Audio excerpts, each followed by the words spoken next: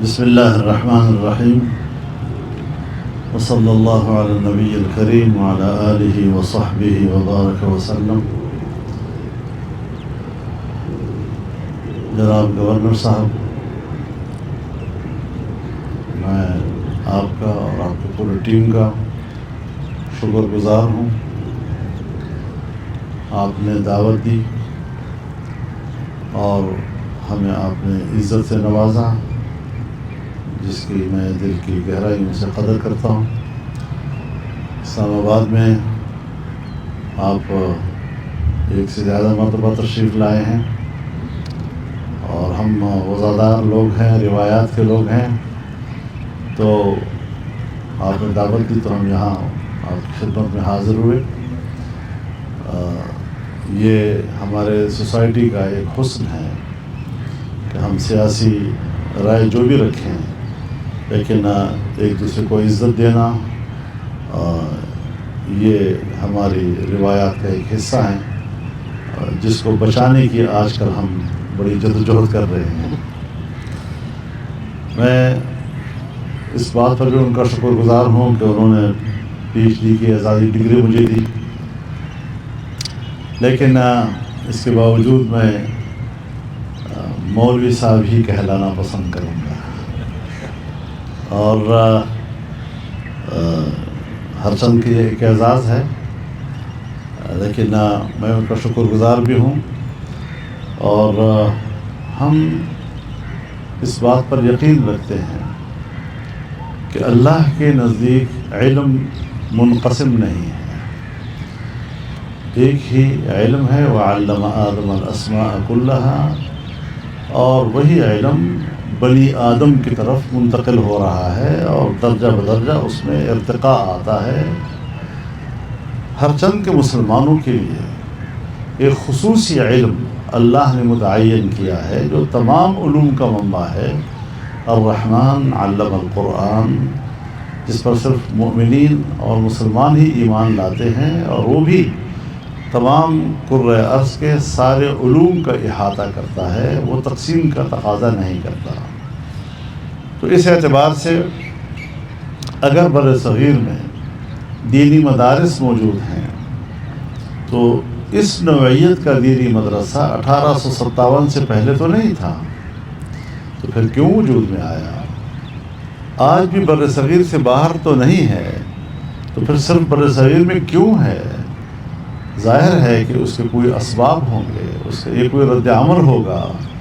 جب قرآن، حدیث، فقہ اور ان علوم کو نصاب سے خارج کیا جائے گا، تو امت مسلمہ کے رہنمائی کے لیے علماء کرام نے ایک کردار ادا کیا ہے۔ اور میں آج بھی سمجھتا ہوں کہ حکومت اگر اس بارے میں سنجیدہ ہو کہ ایک مشترکہ نصاب تشکیل دیا جائے، تو اس پر بات ہو سکتی ہے، لیکن دینی علوم اور مدارس کے خاتمے کا جو رویہ ہے، یہ قابل قبول نہیں ہے، اور یہ مغرب کا ایجنڈا ہے، اور اس مغرب کے ایجنڈے کو اپنا ایجنڈا کہہ دینا یہ میرے نزدیک کہیں بھی جائز بات نہیں ہے۔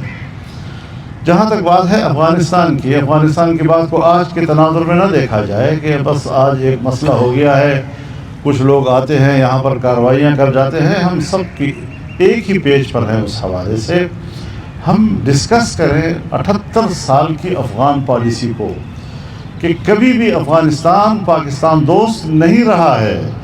کیا اس میں ہمارا اپنا جو افغان پالیسی ہے وہ اس کا فیلئر تو نہیں ہے؟ ہم بار بار اپنی پالیسیوں پر بھی تو غور کریں۔ بادشاہ ظاہر شاہ سے لے کر اشرف غنی تک کوئی بھی پاکستان دوست حکومت ہمیں نہیں ملی ہے، اور کیا وجہ ہے اس کی؟ ہاں، اپنے ملک پہ ہم اپنا بیانیہ تیار کریں گے تو الزام انہی پہ ڈالیں گے، لیکن ایک لمحے کے لیے ہمیں اپنی گریبان میں بھی جھانکنا چاہیے کہ کہیں ہمارا اپنا افغان پالیسی کا فیلئر تو نہیں ہے۔ تو اس پر بھی ہمیں ڈیبیٹ کرنا چاہیے، اس پر بھی بات چیت ہونی چاہیے۔ اور پھر جب ہم ایک اسلامی جمہوریہ میں رہتے ہیں اور ہم نے حلف اٹھایا ہے آئین پاکستان کا، اور آئین پاکستان کہتا ہے کہ قانون سازی قرآن و سنت کے تابع ہوگی، اور قرآن و سنت کے منافی کوئی قانون سازی نہیں ہوگی، تو کیا ہم نے جو ابھی 27ویں ترمیم کے ساتھ کچھ قانون سازیاں کی ہیں، چاہے وہ 18 سال سے کم عمر کی شادی کے بارے میں ہو، چاہے وہ ٹرانسجینڈر کے بارے میں ہو، اور چاہے وہ گھریلو تشدد کے حوالے سے قانون کی تجویز ہو، کیا ہم نے کبھی یہ دیکھا ہے کہ ہم نے کس طرح قرآن و سنت کو پس پشت پھینک کر صرف اقوام متحدہ کے منشور کی پیروی میں قانون سازی کی ہے؟ ہم نے حلف کسی اور چیز کا اٹھایا ہے، ہم پیروی کسی اور چیز کی کر رہے ہیں۔ یہ ساری وہ چیزیں ہیں کہ آئیں ہم اس پہ ڈیبیٹ کریں، ہم اس پر بات چیت کرنے کو تیار ہیں، لیکن یک طرفہ طور پر جب آپ ایک ادارے کے خلاف ایسا رویہ اختیار کرتے ہیں کہ اس کو اپنے تحفظ کی پڑ جائے، سو دینی مدارس بھی ایک ادارہ ہے، جچا تلا ادارہ ہے۔ ہمارا امتحانی نظام پاکستان کے تمام بورڈوں سے بہتر ہے، ہمارا ٹیلنٹ سب سے آگے ہے۔ آپ دنیا کی رینکنگ میں جائیں، آپ ہر شعبے میں دنیا کے پتہ نہیں کس کونے قدر میں پڑے ہوئے ہیں۔ عدلیہ آپ کی کہاں پڑی ہے، تجارت آپ کی کہاں پڑی ہے، اقتصاد آپ کا کہاں پڑا ہے، سب چیز میں آپ رینکنگ کے حوالے سے بہت نیچے ہیں۔ اگر ٹاپ رینکنگ پر ہیں تو آپ صرف دینی علوم کے حوالے سے، تو اس کی قدر کرنی چاہیے۔ ہاں، آج دفاعی حوالے سے پاکستان کی پوزیشن اچھی ہوئی ہے اور ہمیں اس حوالے سے اپنے اس کو مینٹین رکھنا چاہیے۔ ہم پاکستان کی طاقتور دفاع کو خیر مقدم کہتے ہیں، لیکن دفاعی قوت کو دفاعی لحاظ سے مضبوط دیکھنا چاہتے ہیں، دفاعی قوت کو سیاسی لحاظ سے مضبوط ہونا یہ شاید یہ عوام کا حق ہے اور سیاستدانوں کا حق ہے۔ تو اس حوالے سے ہمیں سیاسی اداروں کو مضبوط کرنا چاہیے۔ تمام ادارے مضبوط ہوں گے تو ہم ایک قوم کی طرح آگے بڑھ سکیں گے۔ ایک دوسرے کی بالادستی کی بجائے ہمیں آئین کی بالادستی کی طرف جانا چاہیے، ہمیں پارلیمنٹ کی سپرمیسی کی طرف جانا چاہیے، ہمیں عوام کے حق اقتدار کی طرف جانا چاہیے اور ان کے ووٹ کے حق کو اور ان کے تقدس کو تسلیم کرنا چاہیے۔ یہ وہ چند بنیادی چیزیں ہیں جس پر میرے خیال میں اصولی طور پر تو کوئی اختلاف نہیں ہے، لیکن عملی طور پر ہم اس پوزیشن میں آ جائیں، ہم اس کا خیر مقدم کرنے کے لیے تیار ہیں۔ آپ نے جو ذکر کیا کامران خان ٹھسوری صاحب ہوں یا فیصل واوڈا، ان کا ایک خاص پس منظر ہے موجودہ سیاسی منظرنامے میں۔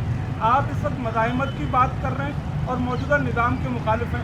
موجودہ نظام کے دو بڑے بینیفشری اور دو بڑے پلر ہیں، کس طرح یہ آپ اپنی بات کو مزاحمت چاہتے ہیں یا مفاہمت چاہتے ہیں؟ انہوں نے بھی اپنی بات کہہ دی، میں نے بھی اپنی بات کہہ دی، اب مزید بال کے کھار اتارنے آپ۔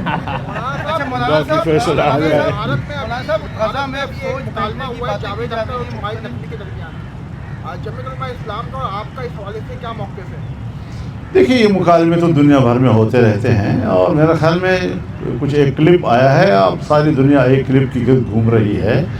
تو ایک شاعر کا اچھا شاعر ہونا اس کی اپنی حیثیت ہے۔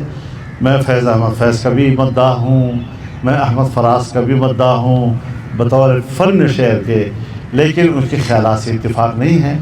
اور اس طرح کے مکالمے اگر دنیا میں چلیں گے تو نئی نسل کو آگاہی ہوگی، اس کو شعور ہوگا، تو اس کا تو میرا خیال میں اس کو مولانا صاحب پاک افواج کی مختلف جگہوں سے اطلاعات آ رہی ہے کہ غزہ بھیجا جائے گا، تو آپ کیا سمجھتے ہیں کہ غزہ پاک افواج کو بھیجا جائے اور کن شرائط پہ بھیجا جائے؟ ہمیں ایک طرف تجربہ ہے جب بریگیڈیئر ضیاء الحق گئے تھے اور اردن میں انہوں نے فلسطینیوں کے خلاف کارروائی کی تھی، آج بھی فلسطینیوں کو وہ بھولا نہیں ہے۔ ہم نے ایک زمانے میں اس امتحان سے بھی گزرے کہ عراق فوج بھیجے جائے یا نہیں جائے۔ اب یہ پیس کیپنگ فورسز، تو یہ پیس کیپنگ نہیں ہوتے، یہ جنگ کیپنگ، وار کیپنگ فورسز ہوتی ہیں جس کا نام معصوم رکھا جاتا ہے۔ پاکستان قطعاً یہ غلطی نہ کرے کہ وہ بین الاقوامی اس فورس کا حصہ بنے کہ جہاں ایک بار پھر فلسطینیوں کو ہم اپنی بندوق کا نشانہ بنائیں۔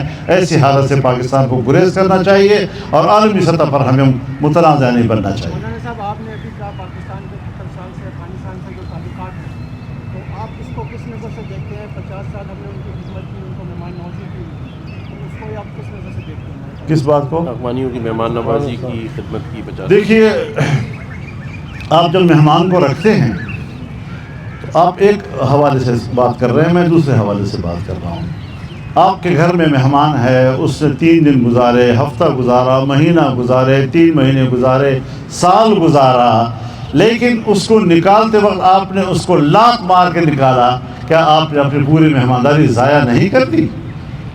مجھے شکایت ہے وہاں کی گورنمنٹ سے، مجھے شکایت ہے اس بات کی کہ وہاں پر کچھ مسلح تنظیمیں ہیں اور ان کے مراکز وہاں پر ہیں، اور زور ہم ڈال رہے ہیں یہاں پر مہاجرین کے اوپر جو 40 سال سے ہمارے مہمان ہیں، تو اس طریقے سے کہ زور کہیں اور جگہ سے آ رہا ہے اور اس کا اظہار ہم کسی اور جگہ پہ کر رہے ہیں۔ میرے خیال میں مہاجرین کو ہمیں مہمان کی طرح ڈیل کرنا چاہیے۔ اور دوسری بات یہ کہ مہاجر جب آتا ہے کسی ایک ملک سے دوسرے ملک پہ، تو یہ مہاجرین ایک مسئلہ بنتا ہے اور یہ دو طرفہ ہوتا ہے۔ افغانستان اور پاکستان کے درمیان یہ دو طرفہ مسئلہ ہے۔ اس میں ہمیں یہ بھی دیکھنا ہوگا کہ افغانستان کے لوگوں نے 40 سال جو یہاں گزارے، اس میں کتنا افغانی ہے کہ جس نے پاکستان کے اندر انویسٹ کیا ہے۔ بہت سے بینک ایسے ہیں کہ جس سے اگر افغانی اپنا پیسہ نکال لیں تو وہ دیوالیہ ہو جائیں۔ انہوں نے یہاں سرمایہ کاری کی ہے پاکستان کے مفاد میں۔ اگر ان کا سرمایہ استعمال ہوتا ہے، کیا کبھی ہم نے اس پر غور کیا ہے کہ ہم اس سرمایہ کو تحفظ کیسے دیں گے، اس کو پاکستان کے مفاد میں کیسے استعمال کریں گے؟ اسی طریقے سے اگر پاکستان کے اندر افغانی اس ہجرت کے دوران یہاں پڑھے لکھے ہیں، یہاں وہ انجینئر بنا ہے، یہاں وہ ڈاکٹر بنا ہے، مختلف شعبے میں اس نے، تو یہ ہمارا ایک سکل ہے۔ وہ سکل جو پاکستان کے اندر بنا ہے، میں اس کے کیا فائدہ حاصل کر رہا ہوں یا اس کو میں دھکیل رہا ہوں اور ضائع کر رہا ہوں کہ نہ وہاں کام کر رہے نہ میرے ملک کے اندر وہ میرے کام آ جائے۔ اس کے لیے بھی پالیسی ہونی چاہیے کہ میرا سکل میرے ملک کے مفاد میں استعمال ہو۔ اسی طریقے سے جو طالب علم ہے، جو 10ویں میں پڑھتا ہے، 8ویں میں پڑھتا ہے، 12ویں میں پڑھتا ہے، اگر میں اس کو آج دھکیل دوں تو وہاں تو نصاب ہی کچھ اور ہوگا، تو کیا میں نے اس کی تعلیمی زندگی ضائع نہیں کر دی؟ یہ انسانی حق کا معاملہ ہوتا ہے۔ اس کیٹیگری کو ہم نے الگ طور پر دیکھنا چاہیے۔ پھر اگر ایک امن و امان وہاں آ گیا ہے اور وہاں کی حکومت بھی کہتی ہے کہ امن ہے، تو پھر مہاجر کو وہاں بھیجنے کے لیے دو طرفہ مذاکرات کر کے اس کا ایک شیڈول بنانا چاہیے، نہ کہ دھکیل دیا جائے اور گیٹ بند کر دیے جائیں، تجارت بند کر دیا جائے، لوگوں کا آنا جانا روک دیا جائے۔ تو عوام کو اسٹیٹ کے اندر کے جو معاملات ہوتے ہیں اس کی وجہ سے عوام کو رگیدنا اور گھسیٹنا، یہ میرے خیال میں دنیا میں کسی قانون میں جائز نہیں ہے۔ جی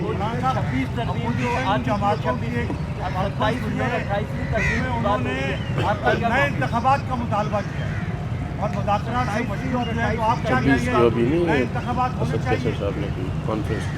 دیکھیے، دو سوالات آئے ہیں۔ 26ویں ترمیم اتفاق رائے سے ہوئی ہے، اگر اس کو آج متنازع بنانے کی کوشش کی جا رہی ہے تو میرے خیال میں یہ مناسب نہیں ہے، نہ انصاف کا تقاضا ہے۔ ہاں، ہر پاکستانی شہری کو یہ حق حاصل ہے کہ اگر آئین میں کوئی ترمیم ہوتی ہے یا قانون سازی ہوتی ہے اور اس کے ذہن میں ابہام ہے یہ صحیح ہے یا غلط، تو کورٹ پہ جائے اور وہاں سے وضاحت لے۔ اگر 26ویں ترمیم کے خلاف بھی کوئی کورٹ پہ گیا ہے، یہ پاکستانی شہری کا آئین اور قانونی حق ہے۔ 27ویں ترمیم یک طرفہ ہوئی ہے، سب دنیا جانتی ہے۔ 26ویں ترمیم کے لیے 1 سال پہلے اکثریت نہیں تھی آپ کے پاس 2/3۔ 1 سال کے اندر آپ کو یہ اکثریت کہاں سے مل گئی؟ تو اس کا معنی ہے کہ جبر کی بنیاد پر آپ نے 2/3 اکثریت بنائی ہے۔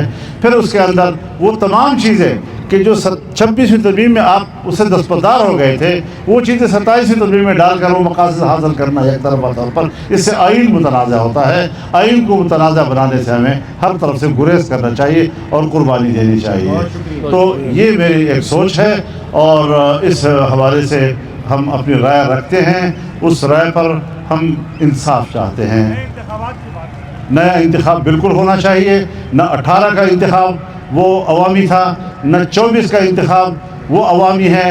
اسٹیبلشمنٹ کے دھاندلیوں کے نتیجے میں پیدا ہونے والی حکومتیں ختم ہو جانی چاہیے، سندھ سے لے کر KPK تک ختم ہو جانی چاہیے اور دوبارہ سے ملک کے اندر انتخاب ہونا چاہیے۔